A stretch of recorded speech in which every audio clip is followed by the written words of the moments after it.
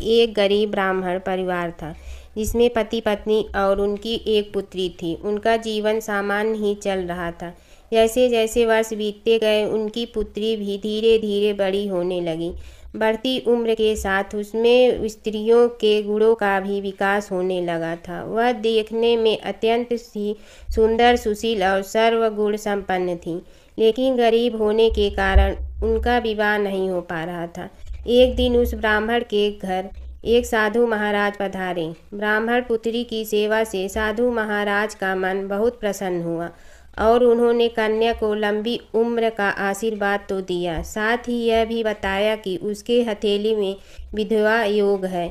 इस बात से चिंतित होकर दीन ब्राह्मण ने पंडित से पूछा, पुत्री के इस वैधव्य दोष का निवारण कैसे होगा।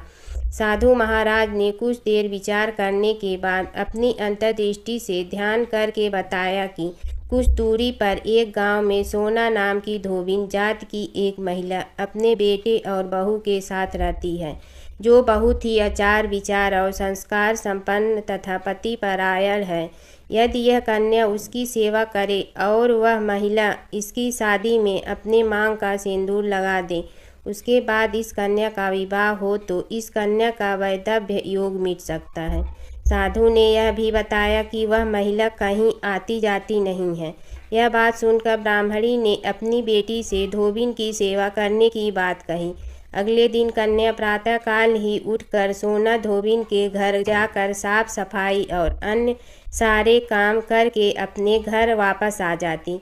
एक दिन सोना धोबिन अपनी बहू से पूछती है कि तुम तो सुबह ही उठकर सारे काम कर लेती हो और पता भी नहीं चलता। बहू ने कहा, माँ जी, मैंने तो सोचा कि आप ही सुबह उठकर सारे काम खुद ही खत्म कर लेती हो। मैं तो देर से उठती हूँ। इस पर दोनों सास बहू निगरानी करने लगी कि कौन है जो सुबह ही घर का सारा काम करके चला जाता है। कई दिनों के बाद धोबिन ने देखा कि एक कन्या मुंह अंधेरे घर में आती है और सारे काम करने के बाद चली जाती है। जब वह जाने लगी तो सोना धोबिन उसके पैरों पर गिर पड़ी। पूछने लगी कि आप कौन हैं और इस तरह छुपकर मेरे घर की चाकरी क्यों करती है। तब कन्या ने साधु द्वारा कही गई सारी बात बताई। सोना धोबिन पतिपरायण थी, उसमें तेज था। वह तैयार हो गई। सोना धोबिन के पति थोड़ा अस्वस्थ थे। उसने अपनी बहू से अपने लौट आने तक घर पर ही रहने को कहा। सोना धोबिन ने जैसे ही अपने मांग का सिंदूर उस कन्या की मांग में लगाया, उसका पति मर गया। उसे इस बात का पता चल गया। वह घर से निराजल ही चली थी। यह सोचकर कि रास्ते में कहीं पीपल का पेड़ मिलेगा तो उसे भंवरी देकर और उसकी परिक्रमा करके ही जल ग्रहण करेगी। उस दिन अमावस्या थी। ब्राह्मण के घर मिले हुए पकवान की जगह उसने ईंट के टुकड़ों से 108 बार भंवरी देकर 108 बार पीपल के पेड़ की परिक्रमा की और उसके बाद जल ग्रहण किया। ऐसा करते ही उसके पति के मुर्दा शरीर में वापस जान आ गई। धोबिन का पति वापस जीवित हो गया। इसलिए माना जाता है कि इस दिन व्रत आदि करने से पुण्य फल की प्राप्ति होती है।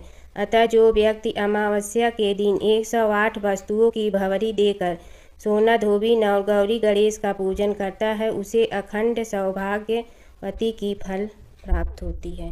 3 पनौती अमावस्या व्रत कथा। एक गांव में सास और बहू अकेले रहते थे और उनका बेटा विदेश में कमाने के लिए गया था। सास और बहू बहुत अच्छे से रहते थे। दोनों एक दूसरे की देखभाल करते थे। एक दिन बहू ने खाना नहीं खाया तो सास ने बहू से पूछा कि आज तुमने खाना क्यों नहीं खाया। तब बहू ने कहा कि सासू माँ, आज मेरा 3 पनौती अमावस्या का व्रत है, इसलिए मैंने खाना नहीं खाया। तब सासू माँ ने कहा कि बहू, ये व्रत क्या होता है और यह व्रत करने से क्या फल मिलता है, मुझे भी समझाओ। तब बहू ने कहा कि सासू माँ, 3 पनौती अमावस्या का व्रत करने से बहुत पुण्य मिलता है। घर में अन्न धन की प्राप्ति होती है, सुख शांति रहती है तथा अटल सुहाग मिलता है और पुत्र प्राप्ति होती है। इस व्रत में प्रत्येक वर्ष अलग अलग खाना खाया जाता है और विष्णु भगवान के मंदिर में चढ़ावा चढ़ाया जाता है।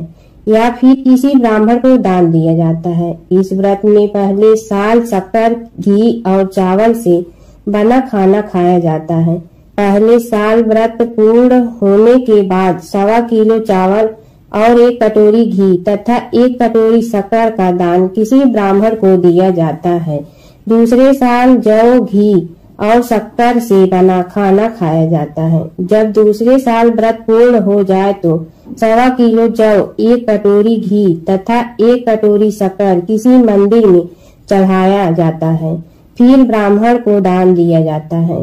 तीसरे साल गुड़, तिल और घी से बने व्यंजन खाए जाते हैं। जब तीसरे साल व्रत पूर्ण हो जाए तो आधा किलो तिल, गुड़ तथा 1 कटोरी घी किसी मंदिर में चढ़ाया जाता है। फिर किसी ब्राह्मण को दान दिया जाता है। इसी ही 3 पनौती अमावस्या व्रत कहा जाता है। फिर बहू ने कहा कि इस व्रत का अगर संकल्प लेते हैं तो इसे पूरा करना जरूरी होता है। अगर पूरा नहीं कर सकते हैं तो सास बहू में झगड़ा और घर में अशांति आती है। तब सासू ने कहा कि मेरी तो उम्र हो गई है, लेकिन तुम यह व्रत करो। और बहू यह व्रत का आरंभ करती है। लेकिन एक दिन बहू ने किसी के कहने पर गेहूं से बनी रोटी खा लेती है और अमावस्या माता इस बात से नाराज हो गई। जो सास और बहू बहुत ही प्यार से रहती थी, इन दोनों में झगड़े होने लगे। सभी गांव वाले भी हैरान हो गए कि यह सब क्या हो रहा है। सास अपनी बहू को कहने लगी कि तुम जब से हमारे घर में बहू बन के आई हो तब से हमारे घर की लक्ष्मी चली गई है। तुम हमारे लिए शुभ नहीं हो। तब बहू ने कहा कि आपके घर की लक्ष्मी चली गई है तो कहाँ मिलेंगी, मुझे बताओ, मैं लक्ष्मी को लेकर आऊंगी। तब सासू ने कहा कि लक्ष्मी तुमको समुद्र के बीच में भगवान विष्णु के पैर दबाते हुए मिलेंगी। तब बहू यह कहकर चली जाती है कि अब जब तक मैं लक्ष्मी को लेकर नहीं आऊंगी तब तक इस घर में पैर नहीं रखूंगी। इतना कहकर बहू लक्ष्मी की खोज में निकल जाती है। जब बहू लक्ष्मी को खोजने के लिए निकलती है तब उसे बीच रास्ते में एक गाय माता मिलती है। वह बहू से पूछती है कि आप कहाँ जा रहे हो। तब बहू ने कहा कि हे गाय माता, मेरी सासू मुझे कहती है कि मेरे आने से उनके घर में अन्न धन की कमी हो गई है और उनके घर की लक्ष्मी चली गई है, तो मैं लक्ष्मी को लेने जा रही हूँ। तब गाय माता ने कहा कि हे बेटी, अगर तुम जा रही हो तो भगवान से मेरे बारे में भी पूछ लेना। तब बहू बोलती है कि ठीक है गाय माता, बताओ, मैं आपके बारे में भी पूछ लूंगी। तब गाय माता बोलती है कि मेरा जब भी बछड़ा होता है वह मर जाता है, जिंदा नहीं रहता। तुम भगवान से पूछ लेना कि मेरे साथ ऐसा क्यों हो रहा है, मैंने ऐसा कौन से कर्म किए हैं। तब बहू बोली, गाय माता, मैं आपके बारे में जरूर पूछूंगी। यह कहकर बहू आगे बढ़ती है। अब आगे जाते ही बहू को एक घोड़ी मिलती है जिसके गले में घंटी बंधी हुई होती है। घोड़ी ने भी कहा कि बेटी, तुम मेरे दुख का निवारण भी भगवान से पूछ लेना। तब बहू ने कहा जरूर पूछ लूंगी। यह कहकर बहू आगे बढ़ती है। आगे जाते ही बहू को एक अंधा और बहरा बुजुर्ग मिलता है। वह भी बहू से अपनी समस्या भगवान से पूछने के लिए कहता है। तब बहू उसकी समस्या भी भगवान से पूछने को कहकर आगे बढ़ती है। आगे जाते ही बहू को एक बूढ़ी औरत मिलती है जो हाथ और पैर से अपाहिज होती है। वह भी बहू से अपनी समस्या भगवान को पूछने के लिए कहती है। तब बहू उसकी समस्या को भी पूछने के लिए तैयार हो जाती है और आगे बढ़ती है। आगे जाते ही बहू थक जाती है और एक आम के पेड़ के नीचे बैठ जाती है। तब आम का पेड़ खुश होकर बहू से पूछता है कि बेटी, तुम कहाँ से आई और कहाँ जा रही हो। तो तब बहू बताती है वह लक्ष्मी को लेने जा रही है। तब पेड़ भी अपनी समस्या भगवान को पूछने के लिए कहता कि मेरे पेड़ पर लगे आम खट्टे ही क्यों होते हैं, इस बारे में भगवान को जरूर पूछना। तब बहू उसकी समस्या लेकर आगे बढ़ती है।